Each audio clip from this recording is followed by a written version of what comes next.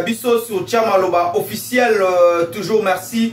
Nazan Akate, Kopé Sabino pour la confiance et fidélité. Au Bozalango toujours la chaîne Oyo. Tchamaloba officiel. Bozali belé, beaucoup continuer à s'abonner. Alors, et ça la Biso ça il a monté ma paix et continue à Biso. To bimisa ba sacrifice nyonso pona ko servir bino na temps oyo boko zila biso to servir bino na ba batali biso na mokolo ya lelo esengeli boyo ba ki bozali liboso ya Gradimu ya autrement dit le fils de la promesse Opaiwapi a présenté bino émission ya mokolo ya lelo. Je pense que beaucoup monde yango déjà na ba titre o tokocha na émission oyo to ye ko proposer bino élément moko na mokolo ya lelo ezali ya Justin Bitakwira, oui, Justin Bitakwira, Azali, ancien ministre et à l'équipe plusieurs fois député dans la République démocratique du Congo et pour la législative Oyo, Abimi Lisusu, député national. Alors, Justin Bitakwira, Azali Moko Yabat Oyo, ce qui Abimi la télévision, Tangwa Lobaka, et Sengeli Kozoma Kaye, Sengeli Kozoma stylo, qu'on notait parce que Ayaka toujours na ba révélation ya lolenge na lolenge. Alors même élément autre qu'on présentait bino na mokolo ya lelo ezali toujours ba révélation oyo Justin Bitakwira aye nango ya grave liboso ya ba pandisango boy ba été ye asangisa ki ba pandisango ndenge tolobaka conférence de presse pour la kopesa makanisi kolandisa bitumba oyo e konyoko la mboka na biso uta bambula na bambula lelo 15 ans depuis Mboka na biso ezali agressé jour pour jour 15 ans. Alors Ndeko Bitakwira ayaka toujours na ba révélation pour na kotali sa source ya bitumba oyo et telemi na Mboka na biso et sengeli boy ba toujours na kati élément wana apesi pe exemple moko comment est-ce que la République démocratique du Congo et koki kokoma na image ya Chine pour na ya lobiete RDC et koki kozwa image ya Chine na Afrique. Donc ndenge tout le monde na Chine ba na kobenga pelelo RDC loko la Chine na kati ya Afrique. Alors TV ezali radio te ndenge tolobaka toujours tokotikela bino bolanda na bokebi élément oyo Ndeko Bitakwira Justin Bitakwira ayebaki na kosala liboso ya bapanzi sango et ngai na bino tokutani toujours na même chaîne Tchamaloba officiel et le monde appelé Mopita ou azali bongo na sima ya caméra akozwelaka biso bilili pe akosalaka ba montage kitoko nyonso boko mona na kati ya chaîne oyo Tchamaloba officiel. Alors ba numéro na biso ezali wana soko lingo ta contact na biso il suffit seulement ya kobenga na ba numéro ezali wana na bandeko pe ba ko soutenir biso to kozanga te Kopé Sabino merci parce que vous avez toujours beaucoup tcha kaka malobate kaka ndenge na lobaka beaucoup tcha pe ba poche na bino afin que chaîne o Tchamaloba officiel et qu'elle est toujours liboso pe epe sa basango na tango oyo bandeko ba kongomani bisika banso bozali boye bana kozo basango. Alors portez-vous bien, au revoir, on se retrouve à la prochaine toujours dans cette chaîne Tchamaloba officiel et n'oubliez pas de vous abonner massivement pour ne rien raté. Au revoir. Bye. Ma mère est née à Molenge et moi je suis à moins de 7 km de ce fameux village. D'abord je dois saluer l'auditoire. Bonjour et bon week-end. Et bonne fête de l'indépendance aussi. Avant que je ne prenne la parole, je voudrais d'abord féliciter et encourager Freddy Moulumba pour ses différentes initiatives, féliciter le professeur Bilolo à mes côtés, que je sens que le sang du Congo bout dans lui. Mais avant d'aborder la question, je vais faire un petit rappel historique. J'ai déjà eu l'occasion de le dire 1000 fois. Je ne sais pas si j'ai toujours été entendu. C'est l'histoire de la Chine. C'est l'histoire de la Chine. Et la Chine fut colonisée par le Japon pendant 109 ans. Un siècle et 9 ans.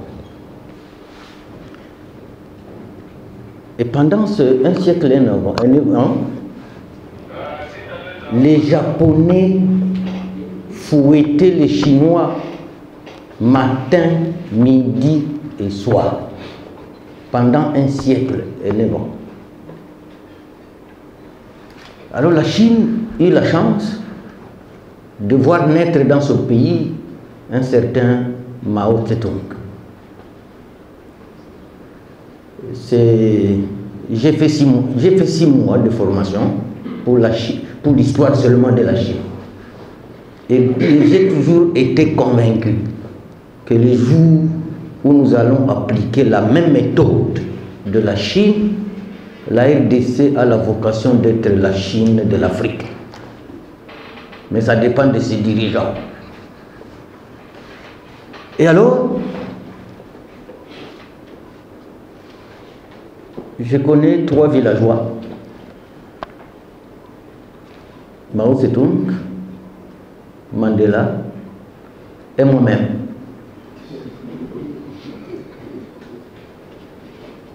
Mao Tse-tung a porté ses premiers souliers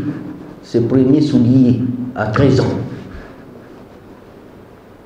Et il a commencé l'école à 17 ans. Il était déjà barbu pour entrer en première année primaire. Mandela aussi a porté ses premiers souliers à 12 ans. Moi, j'ai porté mes premiers souliers à 9 ans.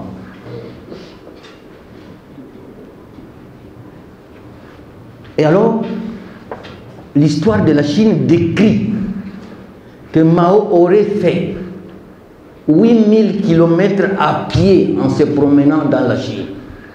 Et il a découvert la réalité de la Chine. C'est comme ça que sous la colonisation japonaise, il prit l'initiative de libérer la Chine, mais par la lutte armée. Et sa guerre a duré 8 ans.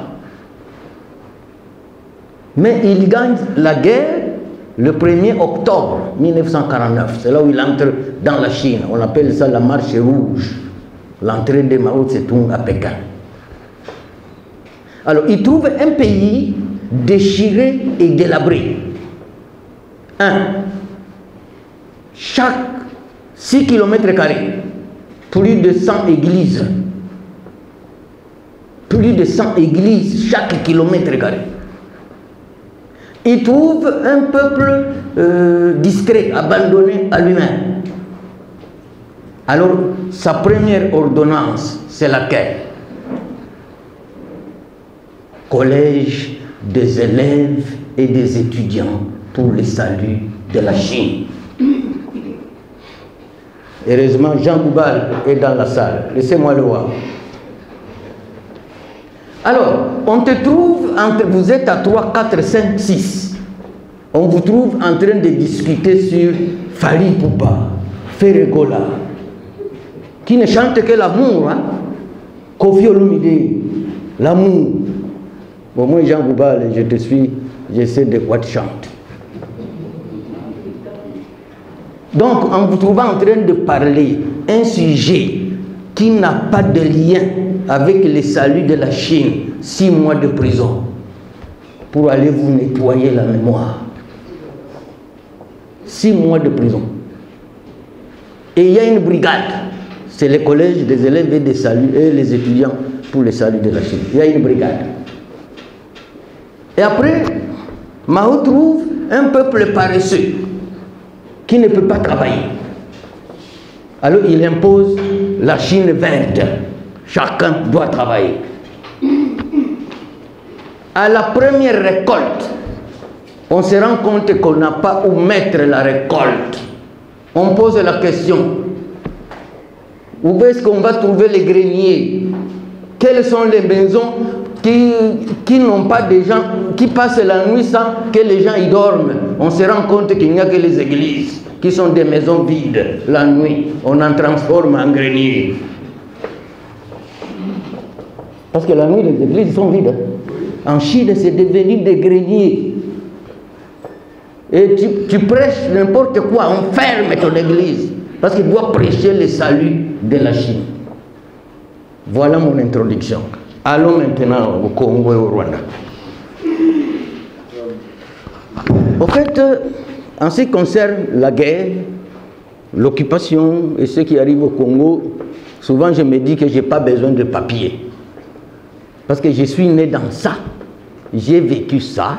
Et je suis peut-être le seul témoin au Congo qui peut témoigner de la réalité des choses et pourquoi nous sommes arrivés jusqu'à ce point. Au début, j'ai l'occasion de rencontrer le président de la République à plusieurs reprises. Je disais, la dynamique dans laquelle vous êtes, c'est la dynamique de M. Laurent Désiré Kabila. Comment? C'est la légende de la poule et du serpent. Je ne sais pas si à l'école primaire vous avez appris cette légende. Il y a un feu de brousse. Le serpent ne sait pas fuir parce qu'il rampe.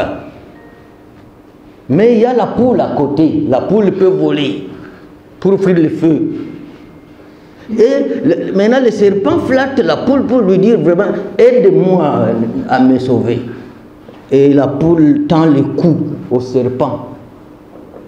Le serpent s'envole, il traverse la rivière et il se pose à terre. Il dit au serpent maintenant de descendre. Le serpent lui dit que ça fait 3 jours que je n'ai pas mangé. Ça fait 3 jours que je n'ai pas mangé. C'est toi ma proie. Et le serpent a croqué la poule.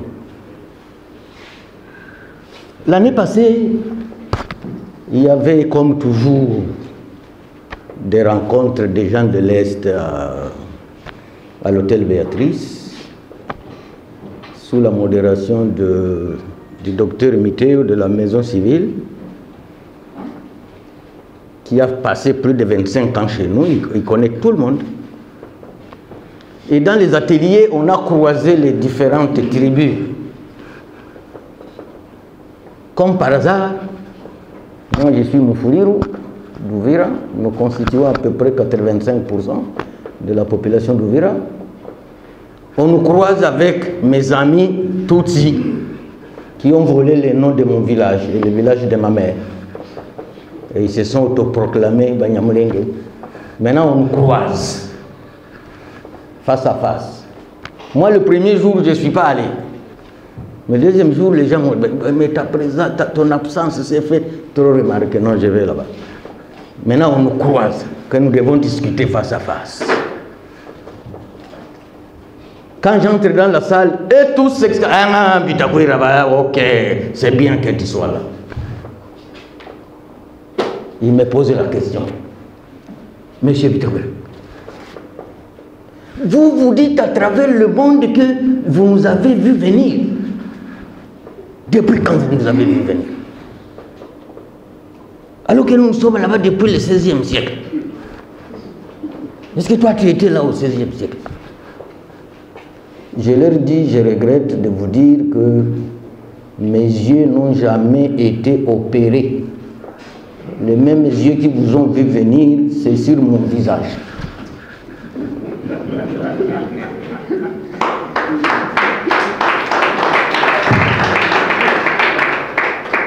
Parce que je les ai vus venir. Et ils portaient ce qu'ils appellent, ils appellent ça les Bissambagara. Les Bissambagara, c'est que nous les Bantous, nous portons nos paniers au dos. Et ils portent sur la tête. Vous connaissez, vous comprenez la différence? Oui, oui.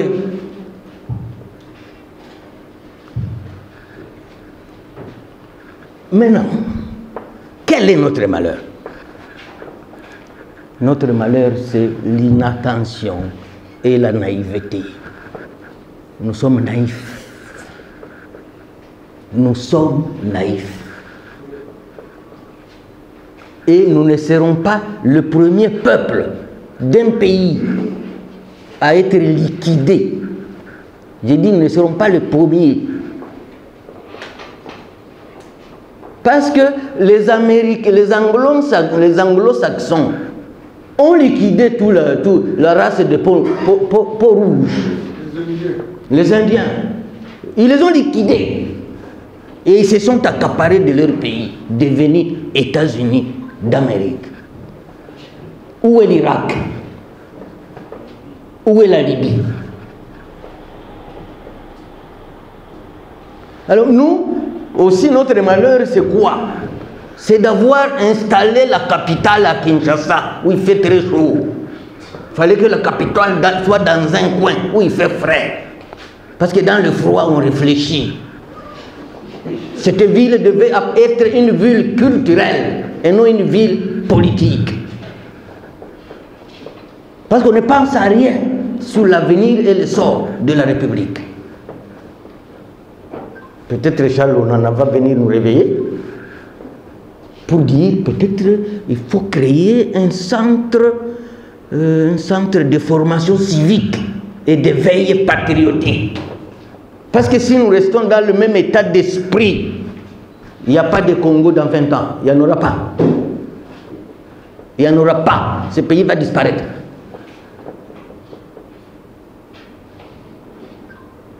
Alors, je suis un citoyen de la sous-région des Grands Lacs.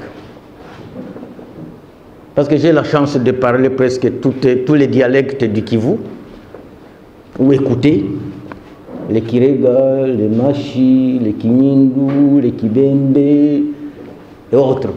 Si je ne parle pas, j'écoute. Je parle Kirundi, je parle Kinyarwanda, je parle un peu de Kiganda.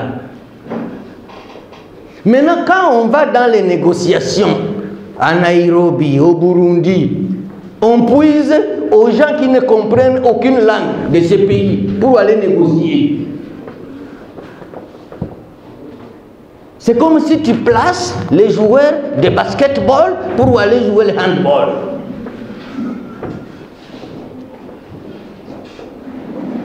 C'est comme si tu mélanges la musique de Jean Goubal avec la musique de Fali Poupa. Ça ne se ressemble à rien.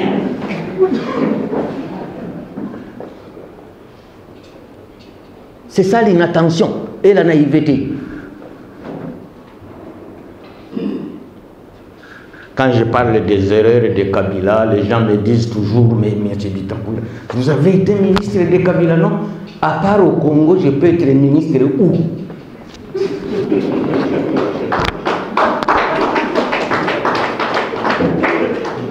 Sous n'importe quel président, je peux être ministre où? À part ici. C'est comme ça que je réponds. Et j'insiste pour dire, non, faites attention. Le corps humain a plusieurs organes. Imaginez-vous le petit doigt du pied. Tu mets deux chaussettes, tu mets les souliers et puis tu attaches les lacets. Est-ce que le petit doigt peut voir ce que la tête fait? Le petit doigt peut voir ce que la tête fait. C'est lui qu'on attache avec les souliers, les chaussettes, et puis on met encore les lacets. Il est caché. Donc, je voudrais dire ici que c'est une occasion alors que quelqu'un, africain, puisse révéler ce qu'il y a dans ce livre. Et comme a dit le professeur Bilolo, Kabila avait acheté des dictionnaires pour toute la population, toute la crème. Hein. Il faudra qu'on en achète aussi autant. Pour tout celui qui sait lire. Tout celui qui sait lire. S'il faut les traduire, tant mieux. En Swahili, en Lingala, en Chilou, en Congo, je ne sais pas. Alors, notre malheur est que nous sommes seuls contre tous. Et si nous-mêmes nous ne nous défendons pas, nous sommes condamnés à disparaître.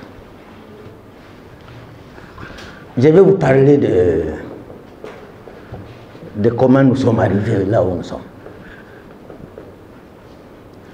Bon, Mobutu a fait son temps. Nous nous sommes opposés. Moi, j'étais un des plus grands opposants à Mobutu sans l'avoir vu jusqu'à sa mort. Mais il avait une qualité, l'unité nationale. Ça, on ne peut pas renier cette qualité à Mobutu. Et à un moment, peut-être c'était vrai ou faux, mais quand Mobutu disait que Nati Mote Manangai na béret rouge, ça renforçait même psychologiquement. Vous vous sentez que vous avez une armée. Vous sentez que vous avez une armée. En 1996, non, je commence par 1990, 1990. Moi, personnellement, à cette époque, je me retrouvais à Nairobi. Les Tutsis enclenchent la guerre à partir de l'Ouganda pour attaquer le Rwanda. On a recruté tous les jeunes Tutsis à travers le monde entier pour aller renforcer le front. Et vous savez, la majorité de ces Tutsis qui sont allés en Ouganda sont venus d'où? Vous savez, ils sont venus d'où? Pas de Moulengi, de tous les moyens et hauts plateaux, de Fizi, Uvira et Fizi. C'est là où est venu le plus grand renfort pour aller renforcer la rébellion de Frédéric Guéma. C'était le premier leader de cette rébellion. Il est mort sous le front, Kagame était son adjoint, et il a remplacé. Frédéric Guéma est mort en 1990, j'étais à Kampala. Alors maintenant, tous ces jeunes gens-là qui m'ont posé la question, comment vous dites que vous nous avez vu venir? Je vous ai vu venir. Parce que ces gens qui se disent Banyamulenge, c'est pourquoi l'Union européenne m'a sanctionné, mais m'a rendu très grand. Court de taille, mais grand esprit. Parce que je suis un des rares qui détient les secrets de tous les méfaits que ces gens dits Banyamulenge ont fait à l'est du pays. Et je vais vous dire comment ils l'ont fait, si Freddy me donne le temps. Donc, ils vont renforcer le front des Tutsis venus de l'Ouganda. Mais ils demandent seulement, ils posent une seule demande. Si nous, on occupe le Rwanda, permettez-nous d'aller diriger le Congo. Nous occupons le Rwanda, vous qui étiez ici en Ouganda, vous restez au Rwanda, mais nous qui sommes venus du Zaïre, vous nous permettez d'aller diriger le Zaïre. Ils sont moins de 60 000, hein? Ah, mais moins de 60 000. Je ne sais même pas s'ils arrivent à 30 000. Et c'est comme ça qu'en 1914 et 1994, le Rwanda va tomber. Le Rwanda tombe. C'est Tutsi, donc, des Rwandais, ils parlent le Kinyarwanda. Ruberwa parle la même langue que Kagame, avec orthographe, les alphabets, tout.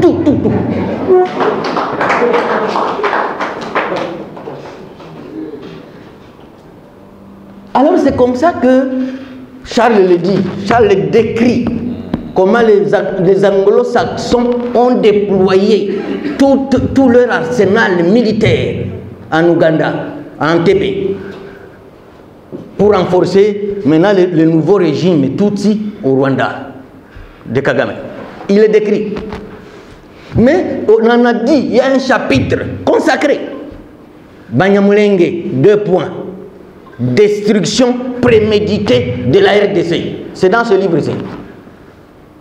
Banyamulenge, 2 points. Destruction préméditée de la RDC. C'est comme si tu disais serpent, destruction ou morsure préméditée de la poule. C'est écrit. Et quand je dis ça, ils vont crier. Vous avez entendu ce que Pitakwira a dit dans la conférence là? Il dit que nous sommes la destruction préméditée de la RDC. Oui, c'est Charles Onana qui le décrit. Maintenant, en 96, c'était en octobre. En octobre 96. Chez moi,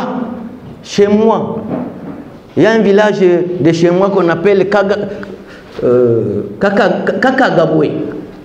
C'est là où est partie la première balle de la révolte de Banyamulenge.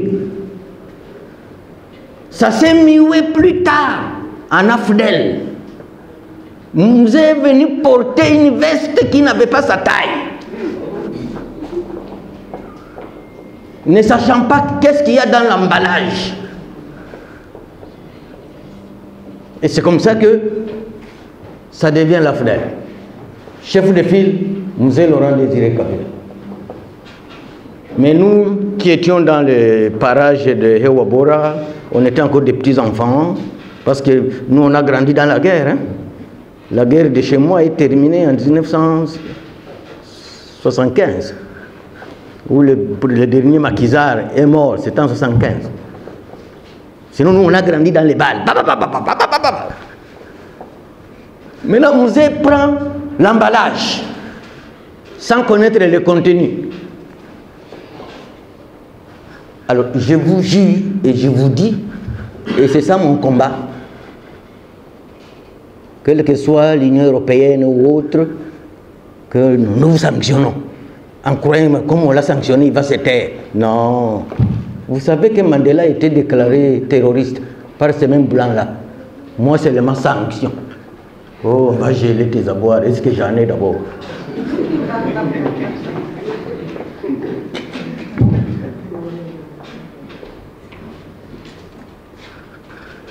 Ces gens, cet outil-là que vous voyez, comme dit le professeur, ils étaient venus en 96 croyant qu'ils vont exterminer tout le monde. Je dis bien exterminer tout le monde. Ils se permettaient de prendre toutes les clés de votre hôtel. Ils écrivent sur l'hôtel, ils rafachouent, c'est-à-dire c'est saisi.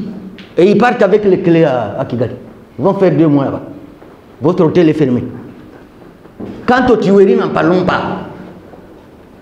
Et quand ils disent, bon, il faut sanctionner Bitakwira, c'est parce qu'ils veulent effacer nos mémoires, qu'on ne se rappelle plus ce qu'ils ont fait comme méfaits. Enterrer les femmes vivantes, piler les enfants dans les mortiers. Ils se sont permis tous ces actes-là.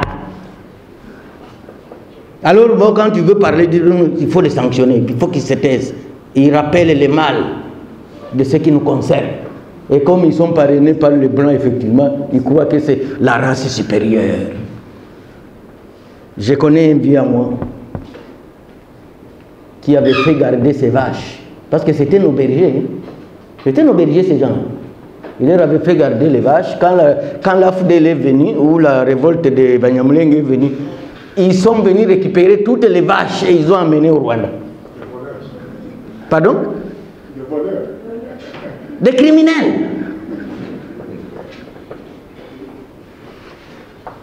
Alors,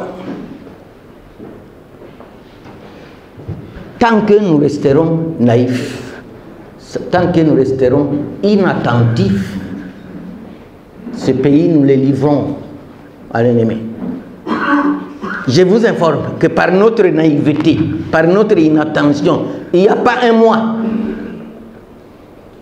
un officier de la même race là, qui a participé au massacre de Kassika, de quoi, on vient de le nommer à Bukavu, chargé des opérations. Il n'y a pas un mois. Parce que nous on condamnait Kabila, et Kabila, il a exagéré, parce que Kabila a nommé plus de 24 généraux d'une communauté qui a moins de 60 000 habitants. 24. Moi, je suis à 1 500 000 habitants, à peu près, si pas 2 millions. Je n'ai même pas un seul général.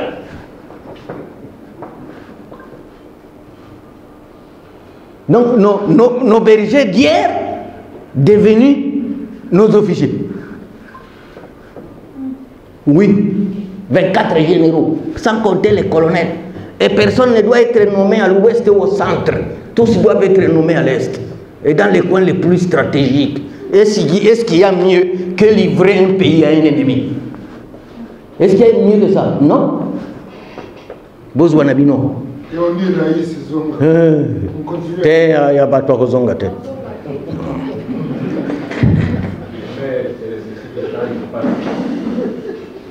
Donc, la complicité interne. Je vais livrer un secret ici. Vous savez que le découpage de 11 à 26 provinces, je vais vous livrer un secret. il n'y a que le Grand Kivu qui a 3 provinces. Tous les autres grands espaces ont 4 à 5 espaces, à 5 provinces. Parce que le Grand Kivu devrait aussi avoir 4 provinces. Parce qu'il avait 3 districts, plus la ville de Bukavu. Kindu, Goma, Uvira chez moi, et la ville de Bukavu. Chez moi, il n'y a pas eu de province. Alors que là-bas, c'est la source de tous nos malheurs. Parce que Bukavu devrait être le Kivu central. Le sud du Kivu, c'est à Uvira. Mais c'est là-bas où il y a tous ces malheurs-là. Les gens qui détruisent le pays ne viennent que de là-bas. Maintenant, quel est le jeu qui est joué? Le jeu qui est joué est que, même sous le RCD, sous AFDEL et consorts, les Rwandais ne recourent qu'au Bashi de Bukavu. S'il y a un mouche ici dans la salle, il peut m'écouter. Parce que quand les Rwandais occupent le Kivu à Bukavu, pour être gouverneur, tu dois être mouche. Malheureusement, jusqu'à aujourd'hui, c'est la même chose. Mais là-bas, c'était la complicité. Les Kantitima, les Mwendanga, les Bertrand Bissimois, les Runiga, tous. Parce que le terrain du Kivu central, c'est Bukavu, Walungu, Kabare, Kalehe, Idjoui. Le terrain fertile du Rwanda, c'est la partie là. Mais vers le sud, c'est la résistance. Uvira, Fizi, Mwenga. Et c'est là-bas maintenant où les Ruberwa font le roi. Un jour, j'ai expliqué au président de la République, tant que vous n'aurez pas ajouté une province dans le Grand Kivu, nous allons souffrir jusqu'à l'éternité. Parce que Uvira n'est pas Bunagana. Hein? Si Uvira tombe aujourd'hui, Kinshasa tombe à la seconde. Mais au moins Bunagana est tombé, mais on a fait une année. Parce que quand les Rwandais occupent Uvira, à Bukavu, on ne se bat pas, on ne résiste pas. Ils font ça. Bole Kanabino. Et Bole. Ce sont des réalités sécuritaires. Parce que l'eau, on ne la bouche qu'à la source. On ne bouge pas l'eau en cours.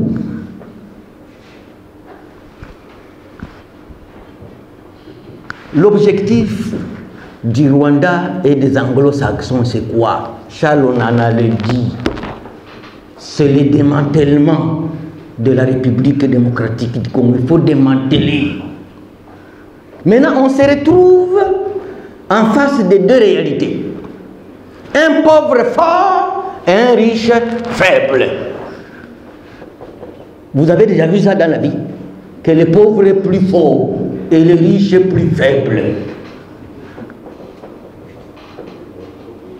Même si les anglo-saxons soutiennent le Rwanda, qui a moins de 12 millions d'habitants, nous on est à plus de 120 millions.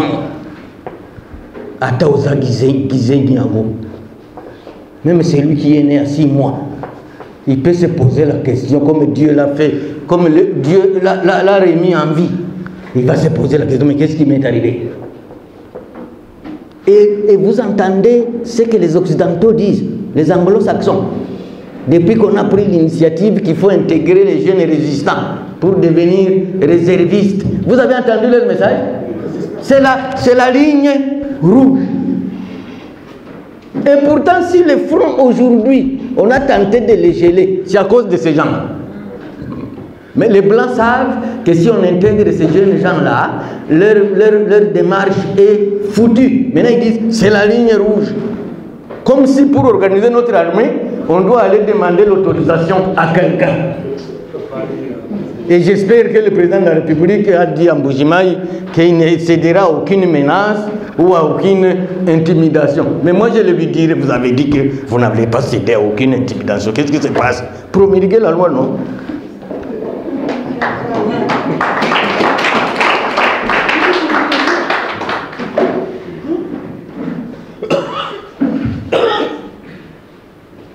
C'est nous qui facilitons le Rwanda à faire de nous ce qu'il a fait.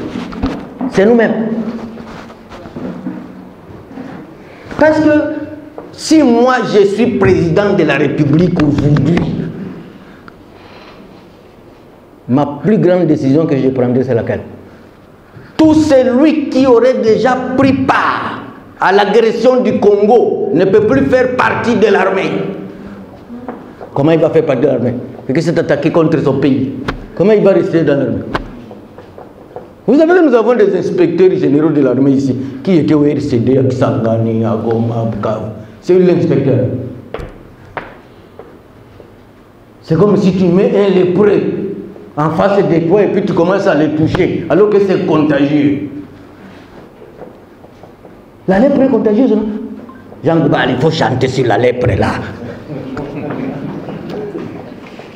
Parce que moi je peux te faire même des compositions pour qu'on libère le pays. Les musiciens ont un grand rôle à jouer pour notre libération. Moi j'étais ami personnel à Myriam Makeba. Je l'ai rencontré en Guinée-Conakry. Et cette dame m'expliquait, vous savez que ce que le Rwanda fait face à nous, ce n'est même pas le 1/10 de ce que les Blancs ont fait en Afrique du Sud. Ce n'est pas le 1/10. Mais Myriam Makeba me disait, parce qu'elle parlait parfaitement Swahili, elle a fait son exil en Tanzanie. Et elle me disait, Kijana, muziki wangu umekomboa Afrika ya Kusini. Ma musique a libéré l'Afrique du Sud. Parce que c'était une femme qui veut faire un concert avec 1 million de participants. Et chacun a payé. Et elle a envoyé 70% de ses recettes au Maï Maï d'Afrique du Sud. Sizo Mkonto. La lance de la patrie. C'était des Maï Maï en Afrique du Sud. Ils ont fait la lutte armée pour s'opposer à l'apartheid. Alors je vais terminer, je suis sûr que Freddy m'a prévenu qu'il faut donner plus la parole aux participants. Mais je voulais interpeller les amis pour dire nous devons nous réveiller. Et le réveil ne peut pas partir d'un salon. Le Congo, c'est comme un pays à 26 chambres. Le salon, c'est Kinshasa. Mais quand au salon, on ne fait que chanter et danser, se saouler et dormir, les chambres ne sauront pas ce qui se passe dans le palais. Parce qu'à Kinshasa, même les gouverneurs ou qui que ce soit, à partir de 9 h, on a déjà au moins 3 millions de soulards. À 9 h, il y a au moins 3 millions de soulards. Alors quand il y a déjà 3 millions qui sont déjà ivres, qu'est-ce qu'ils sauront de ce qui s'est passé à Beni ou à Minembwe? Ils ne sauront pas. Ils ne sauront pas. Moi, j'ai vécu dans un pays comme le Burundi. Il y avait une police contre l'alcool. On ne peut pas boire avant 17 h.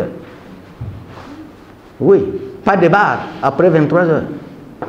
Pas de musique, sauf les boîtes de nuit. Et ta boîte de nuit, la musique ne doit pas sortir dehors. Il faut conditionner à ce que ça ne sorte pas. Mais moi, je suis entouré par 6 églises. Et chacun met ses musiques les plus hautes, parce qu'eux-mêmes sont en concurrence. Alors un jour, j'étais allé visiter les vieux Païpaï, vers ma campagne, et je trouve à gauche une église, à droite, nord, sud, est, sud-ouest. Il n'y a que des... Mais mon vieux, tu dors comment ici? Il dit non, non, j'ai acheté une grosse baffle plus qu'elle est leur. Je vais commencer à mettre le Luambo. Je crois que c'est mon cas. Je vous remercie.